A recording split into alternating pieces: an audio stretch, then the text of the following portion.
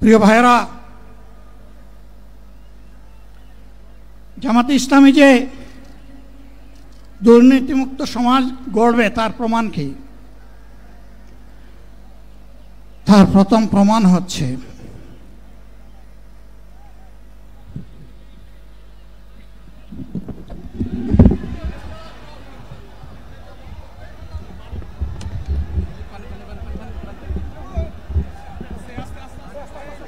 আপনারা অবস্থান করুন যার যার জায়গায়।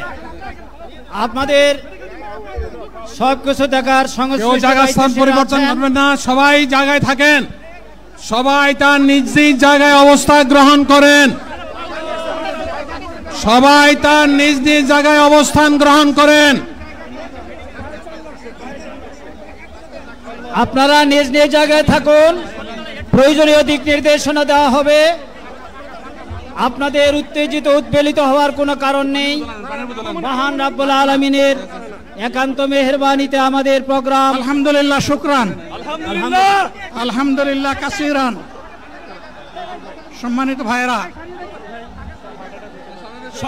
ভাইরা, আপনারা সম্মানিত ভাইরা, আল্লাহ রাব্বুল আলামিনের রসের মেহমানিতে এই গরমের কারণে মাহফিল মুহতারাম আমিরে জামাত চিরাই সুস্থ হয়ে যাবেন ইনশাআল্লাহ। আমি আল্লাহ তাআলার শুকরিয়া আদায় করি, আল্লাহ তাআলার শুকরিয়া আদায় করি আবার আপনাদের সামনে দাঁড়াতে পেরেছি।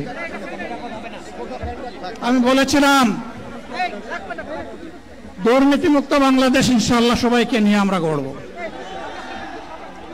আমরা কথা দিচ্ছি, বাংলাদেশ জামাত ইসলামী যদি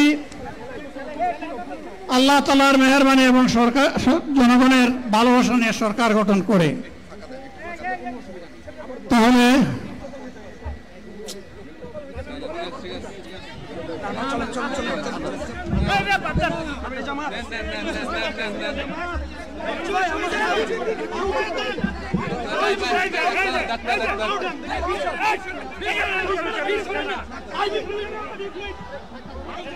আপনারা নিজ নিজ জায়গায় অবস্থান করুন।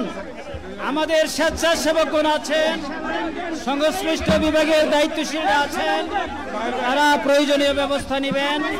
কারো মাইকের সামনে আসার দরকার নেই।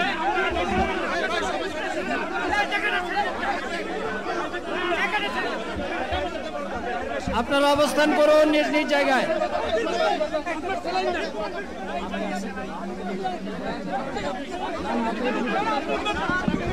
সবাই মেহেরবানি করে শান্ত হয়ে বসুন, শান্ত হয়ে বসুন, শান্ত হয়ে বসুন।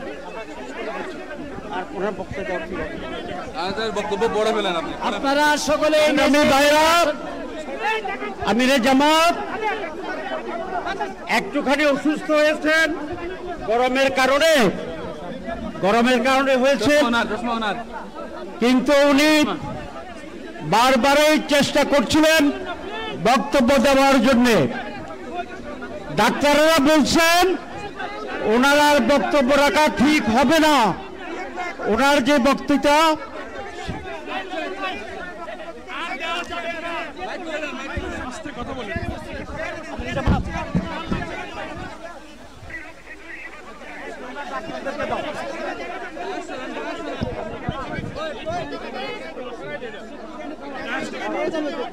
আপনারা নিজ নিজ আসনে উপবেশন করুন।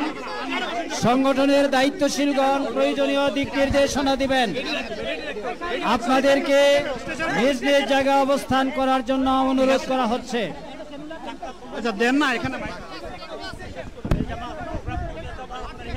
আপনাদের এই ড্রোনগুলো আলহামদুলিল্লাহ, আলহামদুলিল্লাহ। আরে আল্লাহ যত সময় হায়াত দিয়েছেন, আল্লাহ যত সময় হায়াত দিয়েছেন তত সময় মানুষের জন্য লড়াই করব ইনশাআল্লাহ।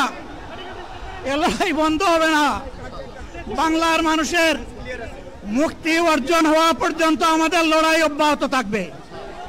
বলছিলাম জামাতে ইসলামী যদি আল্লাহর ইচ্ছা এবং জনগণের ভালোবাসায় বাংলাদেশের মানুষের সেবা করার সুযোগ পায়, তাহলে মালিক হবে না, সেবক হবে ইনশাআল্লাহ।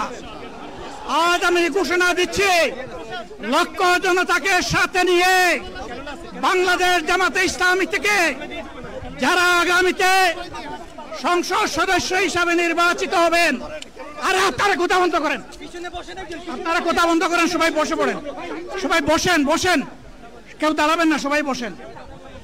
যদি আল্লাহর ইচ্ছায় জনগণের ভালোবাসায় বাংলাদেশ জামাতে ইসলামিক থেকে সংসদ সদস্যরা নির্বাচিত হয়ে সরকার গঠন করেন, তাহলে কোন এমপি, কোন মন্ত্রী আগামীতে সরকার কিন্তু প্লট গ্রহণ করবে না।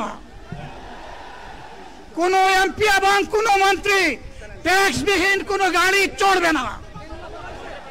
কোন এমপি এবং কোন মন্ত্রী তার নিজের হাতে কোনো টাকা চালাচালি করবে না। কোন এমপি এবং কোন মন্ত্রী যদি তার নির্দিষ্ট কোনো কাজের জন্য বরাদ্দ পেয়ে থাকেন, কাজ শেষ হওয়ার সাথে সাথে বাংলাদেশের 18 কোটি মানুষের কাছে তারা তার প্রতিবেদন তুলে ধরতে বাধ্য হবে। সম্মানিত বন্ধুগণ, চাঁদা আমরা নিব না, দুর্নীতি আমরা করব না, চাঁদা আমরা নিতে দেব না, দুর্নীতি আমরা সহ্য করব না। এই বাংলাদেশটাই আমরা দেখতে চাই। যুবকদেরকে আমরা স্পষ্ট ভাষায় বলতে চাই, বন্ধুগণ, তোমাদের সাথে আমরা আছি। আমি আজকে জামাতের আমির হিসাবে এখানে কথা বলতে আসিনি। আমি এসেছি বাংলাদেশের 18 কোটি মানুষের একজন হয়ে কথা বলতে। আমি শিশুদের বন্ধু, আমি যুবকদের ভাই, আমি বয়স্কদের সহযোদ্ধা, আমার বোনদের আমি ভাই। সুতরাং তাদের মুক্তির জন্যই আমি দায়িত্ব নিয়ে আজকে এখানে দাঁড়িয়েছিলাম। আল্লাহর ইচ্ছা শরীর আমাকে সাময়িকভাবে সহযোগিতা করে নাই, এটাও আল্লাহর ইচ্ছা যে এখন আল্লাহ আমাকে কথা বলার সুযোগ দিচ্ছেন। আমি বলতে চাই, বাংলাদেশের নির্দিষ্ট কোন শ্রেণীর মুক্তির জন্য আমাদের এই লড়াই নয়। রাস্তার একজন পরিচ্ছন্নতা কর্মী, চা বাগানের একজন শ্রমিক, রক্ত পানি করে ঘাম জড়ানো আমার একজন রিক্সা চালক ভাই মাঠে ময়দানে বাংলাদেশের মানুষের মুখে যারা এক মুঠো ভাত তুলে দিতে চায়, আমার সেই কৃষক বন্ধুটি, আমি তাদের হয়ে আজকে এখানে কথা বলতে এসেছি। আমি কোনো অভিজাত শ্রেণীর হয়ে এখানে কথা বলতে আসিনি। আল্লাহ তাআলার অশেষ মেহেরবানি, আজীবন সকল রক্ত চক্ষুকে উপেক্ষা করেছি, জেল জুলুমের পরোয়া করি নাই। আমার আফসোস, 24 সালে জাতিকে মুক্তি দিতে গিয়ে যারা জীবন দিয়ে শহীদ হলো, আমি তাদের একজন হতে পারলাম না।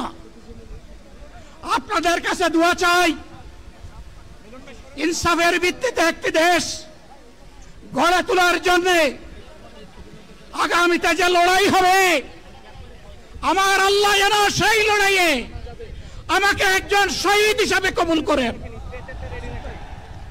সম্মানিত বন্ধুগণ, আমাদের প্রিয় শহীদ নেতৃবৃন্দ 2006 সালের 28 অক্টোবর থেকে শুরু করে পল্টন গণহত্যা, শাপলা গণহত্যা, সারা দেশের গণহত্যা, পিলখানার গণহত্যা, 24-এর গণহত্যা, এই গণহত্যা যারা করেছে তাদের সকলের বিচার বাংলাদেশের মাটিতে নিশ্চিত করতে হবে। এদের বিচারের দৃশ্যমান প্রক্রিয়া শুরু না করা পর্যন্ত পুরানা ব্যবস্থাপত্রে বাংলাদেশ আর চলবে না। এতগুলা মানুষ এমনি এমনি জীবন দেয় নাই, জীবন দিয়েছে জাতির মুক্তির জন্য। যদি বস্তাপোতা পুরানা সবকিছুই টিকে থাকবে, তাহলে কেন তারা জীবন দিয়েছিল? যারা ওই বস্তাপচা ব্যবস্থাপনায় বাংলাদেশকে আবার গড়তে চান, তাদেরকে আমরা বলি, জুলাই যুদ্ধ করে যারা জীবন দিয়েছে, আগে তাদের জীবনটা ফেরত এনে দেন। যদি শক্তি থাকে ফেরত এনে দেন। আপনারা পারবেন না, যেহেতু পারবেন না, কাজেই নতুন ব্যবস্থায় নতুন বাংলাদেশ গড়ে তোলা হবে ইনশাআল্লাহ। শিশু, কিশোর, যুবক, মা, বোন, শ্রমিক, ছাত্র, জনতা, ব্যবসায়ী সবাইকে যেই দেশ, যেই সংবিধান, যেই রাষ্ট্র নিরাপত্তা দিতে পারবে সেই নতুন বাংলাদেশ আমরা গড়ে তুলতে চাই। ভাইয়েরা, আমাকে সবাই চাপ দিচ্ছে, কেউ বলে ভাই শেষ করেন, কেউ বলে চাচা শেষ করেন। আমি তাদেরকে নিশ্চয়তা দিয়ে বলছি, আমার মৌত আমার আল্লাহ নির্ধারিত সময় থেকে 1 সেকেন্ড আগে হবে না, এবং হায়াত যা দিয়েছেন তার 1 সেকেন্ড আগেও আমি যাব না। অতএব মহান আল্লাহর কাছে আবারও তৌফিক চাই। আপনাদের কাছে যে কষ্ট হয়েছে আপনারা, আমি তো এখানে শান্তিতে বসাচ্ছিলাম আর চতুর্দিকে শুধু দৃষ্টি বুলাচ্ছিলাম, কি কষ্ট হচ্ছে আমার ভাইদের। প্রিয় ভাইরা, এই কষ্ট আল্লাহর জন্য। এই কষ্ট কার জন্য? ইনশাআল্লাহ আল্লাহ তাআলা আপনাদেরকে তার উপযুক্ত যা দুনিয়ায় দিবেন, আখিরাতে দিবেন। আপনাদের এই ত্যাগের বিনিময়ে নতুন বাংলাদেশ আমরা পেয়ে যাব। আসুন সেই নতুন বাংলাদেশের জন্য একবার স্লোগান দিয়ে শেষ করি, নারায়ে তাকবীর। আসসালামু আলাইকুম ওয়া রাহমাতুল্লাহ।